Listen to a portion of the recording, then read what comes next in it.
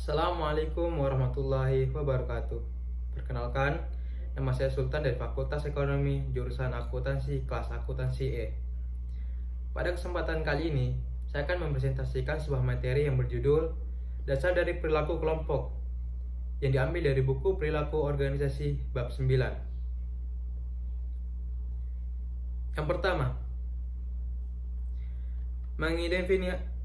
mendefinisikan dan mengklasifikasikan kelompok. Kelompok atau grup merupakan dua individu atau lebih yang berinteraksi dan saling bergantung, yang datang bersama-sama untuk mencapai tujuan tertentu. Kelompok dapat bersifat formal maupun informal. Kelompok yang memiliki sifat formal adalah suatu kelompok kerja yang ditetapkan oleh struktur organisasi. Kelompok yang bersifat informal adalah kelompok yang tidak ditetapkan strukturnya secara formal atau tidak ditetapkan secara organisasi. Itulah mendefinisikan dan mengklasifikasikan kelompok. Jadi kelompok itu terdapat formal dan informal. Kelompok formal itu biasanya ditetapkan oleh struktur organisasi. Sedangkan kelompok informal itu biasanya ditetapkan dan tidak ditetapkan secara organisasi. Oke, selanjutnya beberapa karakteristik yang membuat identitas sosial menjadi penting bagi seseorang. Yang pertama, kesamaan. Kesamaan adalah orang-orang yang memiliki nilai atau karakteristik yang sama sebagaimana para anggota lainnya dari organisasi memiliki level identifikasi kelompok yang tinggi. Itulah yang kesamaan. Lalu yang kedua, keunikan. Keunikan adalah orang-orang yang lebih cenderung memperhatikan identitas yang memperlihatkan bagaimana mereka yang berada dari kelompok lain. Lalu yang ketiga, status. Status adalah orang-orang yang menggunakan identitas untuk mendefinisikan diri mereka sendiri dan meningkatkan penghargaan diri, sehingga masuk akal bahwa mereka tertarik dan meningkatkan diri mereka sendiri dengan kelompok. Itulah status. Lalu yang keempat, penurunan yang tidak pasti.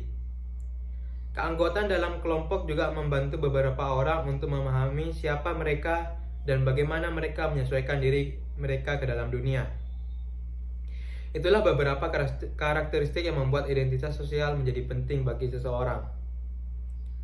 Lalu selanjutnya, tahap-tahap dalam pengembangan kelompok. Model 5 tahap perkembangan kelompok atau 5 Stage Group Development Model menyebutkan karakteristik perkembangan kelompok dalam 5 tahap yang berbeda, yaitu pembentukan, timbulnya konflik, normalisasi, hasil berupa kinerja, dan pembubaran.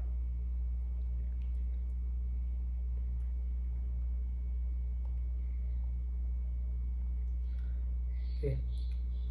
Yang pertama, tahap membentuk atau forming stage. Pada tahap pertama ini digolongkan sebagai jumlah besar ketidakpastian mengenai tujuan, struktur, dan kepemimpinan kelompok. Para anggotanya menguji kedalaman air untuk menentukan jenis-jenis perilaku yang dapat diterima. Tahap ini selesai ketika para anggotanya mulai menganggap diri mereka sebagai bagian dari kelompok. Itulah tahap membentuk atau forming stage.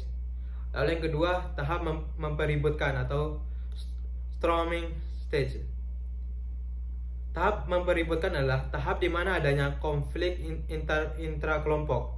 Para anggotanya menerima keberadaan kelompok tersebut, tetapi terdapat penolakan terhadap batasan-batasan yang diterapkan kelompok terhadap individu.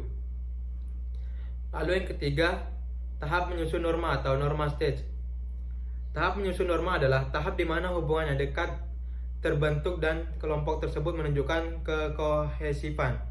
Dalam tahap ini, termasuk sebuah rasa yang kuat akan identitas kelompok dan persahabatan. Tahap ini selesai ketika struktur kelompok tersebut menjadi solid dan kelompok telah mengasimilasi keserangkaian ekspektasium definisi yang benar atau perilaku organisasi. Lalu yang keempat, tahap mengerjakan atau performing stage. Tahap mengerjakan adalah tahap di mana struktur telah sepenuhnya fungsional dan diterima. Energi kelompok telah berpindah dan saling mengenal dan memahami menjadi mengerjakan tugas yang ada. Lalu yang terakhir, tahap kelima, yaitu tahap pembubaran atau adjourning stage. Dalam tahap ini, kelompok tersebut mempersiapkan diri untuk pembubarannya. Kinerja tugas yang tinggi tidak lagi menjadi prioritas tertinggi kelompok. Sebagai gantinya, perhatian diarahkan untuk menyelesaikan aktivitas. Lalu selanjutnya, suatu model alternatif bagi kelompok yang bersifat sementara dengan tenggat waktu. Model ketimbangan berselang adalah suatu rangkaian fase yang mana kelompok yang bersifat sementara bergerak melaluinya yang melibatkan transisi antara kelembanan dengan aktivitas. Kajian-kajian mengindikasikan mereka memiliki urutan tindakan tersendiri. Itulah suatu model alternatif bagi kelompok yang bersifat sementara dengan tenggat waktu.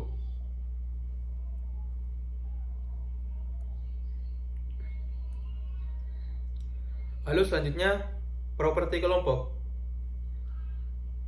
Properti kelompok dibagi menjadi 6, yaitu yang pertama, peran, lalu yang kedua, norma, yang ketiga, status, yang keempat, besaran, yang kelima, kekompakan, dan yang keenam, keragaman. Yang pertama, peran. Peran atau role adalah suatu rangkaian pola perilaku yang diharapkan dan dikaitkan dengan seseorang yang menduduki posisi tersebut dalam unit sosial. Persepsi peran adalah suatu sudut pandang individu mengenai bagaimana dia seharusnya bertindak dalam situasi tertentu. Ekspektasi peran atau role expectation adalah bagaimana yang lainnya meyakini bahwa seseorang akan bertindak dalam situasi tertentu. Kontrak psikologi adalah sebuah pernyataan yang tidak tertulis yang mengemukakan apa yang manajemen harapkan dari karyawan. Itulah peran. Lalu yang kedua, norma. Norma itu standar perilaku yang diterima dan berlaku pada para anggota kelompok yang harus dan tidak harus dilakukan berdasarkan suatu keadaan tertentu. Norma kinerja yaitu memberikan petunjuk secara eksplisit mengenai bagaimana kerasnya para anggota harus bekerja. Kepatuhan yaitu penyesuaian perilaku individu agar sejalan dengan norma kelompok. Itulah pengertian dari norma. Lalu yang ketiga, status. Status adalah suatu posisi yang didefinisikan secara sosial atau peringkat yang diberikan kepada kelompok atau para anggota kelompok oleh orang lain. Karakteristik status ada 3, yaitu yang pertama, kekuasaan seseorang yang dimiliki atas orang lain. Lalu yang kedua, kemampuan seseorang untuk memberikan kontribusi bagi tujuan kelompok. Lalu yang ketiga, karakteristik pribadi individu.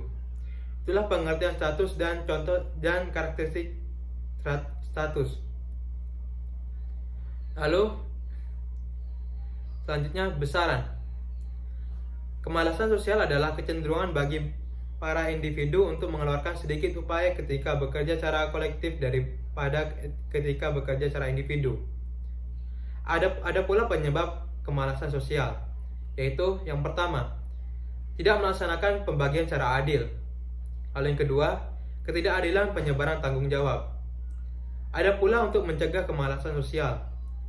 Cara mencegahnya yaitu yang pertama, menetapkan tujuan kelompok. Lalu yang kedua, meningkatkan kompetisi intrakelompok. Lalu yang ketiga, terlibat dalam evaluasi rekan. Yang keempat, memilih anggota yang memiliki kinerja tinggi dan memilih bekerja secara berkelompok.